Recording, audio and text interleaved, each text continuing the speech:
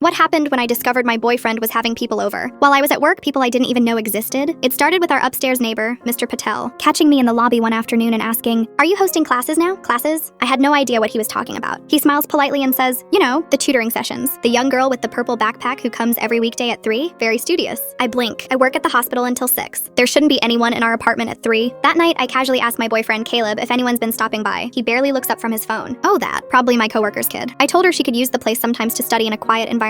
Her apartment's always noisy. He shrugs like it's nothing. It sounds generous. Caleb's the type to help everyone, but something about it doesn't sit right. For one, he never mentioned this before. 2, the idea of some random teenager hanging out alone in our place feels weird. So I start doing what any anxious, suspicious girlfriend does, checking little things. Our electricity usage spikes every weekday at 3 p.m. Lights, TV, microwave, everything. My baking pans are dirty even though I haven't touched them in days. The thermostat keeps getting changed to 75, even though I always set it at 70. The weirdest part? My favorite mugs and the handmade ceramics I bought from a street artist keep moving around. Some days they're in the sink, some days they're on the counter. One day one was even in the bathroom for some reason. Finally, I decide to take a half day off work without telling Caleb. I park 2 blocks away and walk to our building like I'm sneaking into a heist. At exactly 3:11 p.m., a girl arrives, maybe 19 or 20, not a kid at all. Purple backpack, earbuds in, a to-go cup of tea. She keys in the building code like she's done it 100 times. When she reaches our door, she knocks twice, then types another code into the digital lock. Not mine, not Caleb's, a completely different access code. My stomach drops. I wait 10 minutes and then circle around to the courtyard behind our place. Our kitchen window faces the courtyard. Small, but if you stand on the stone bench and lean just right, you can see in. The girl is in our kitchen, confidently rummaging through cabinets, pulling out spices like she's prepping for a cooking show. She pours something into a pot, tastes it, scrunches her nose, adjusts the seasoning. She moves like someone very comfortable in someone else's home. Then it gets stranger. She walks to the hallway, knocks on our bedroom door, and says, "Hey, it's ready." And someone answers, a man's voice. I can't make out the words, but it's definitely a man. My mind immediately goes to the darkest place. Caleb? Is he home? Is he lying about his work hours? Is this girl actually something else? But then a different man steps out of the bedroom. Not Caleb. He's older, maybe late 30s, with messy hair and a faded band t-shirt. Someone I've never seen before in my life. He kisses the girl on the forehead like it's the most normal thing in the world. She giggles and hands him a spoon to taste whatever's on the stove. I nearly fall off the bench. There's a random adult man living in my apartment. They sit down to eat at my table using my dishes like they own the place. I watch in stunned silence as the man says, "Caleb's gonna be late today. He said we can stay till 5:30 if we want." Caleb said he knows them. He's letting strangers use our home. My hands are shaking so much I have to climb down before I face plant into the rose bushes. I spend the next 3 hours walking aimlessly around the block, rehearsing 1,000 possible explanations that all sound more insane than the last. By the time I finally go inside, the girl and the mystery man are gone. The apartment smells like garlic and tomato. The dishes are washed and drying. My blankets are slightly rumpled. There's a hoodie draped over the couch that definitely isn't ours. Caleb comes home cheerful, carrying takeout. "Babe, I brought dinner." "Long day?" I just stare at him. He smiles like nothing happened, like he didn't give out a secret door code, like he didn't let 2 strangers play house in our living room. That night, I don't sleep. Every time I close my eyes, I see that couple moving around my home like it's theirs. The next morning at breakfast, I finally say the words out loud. "We need to talk about who's been living in our apartment."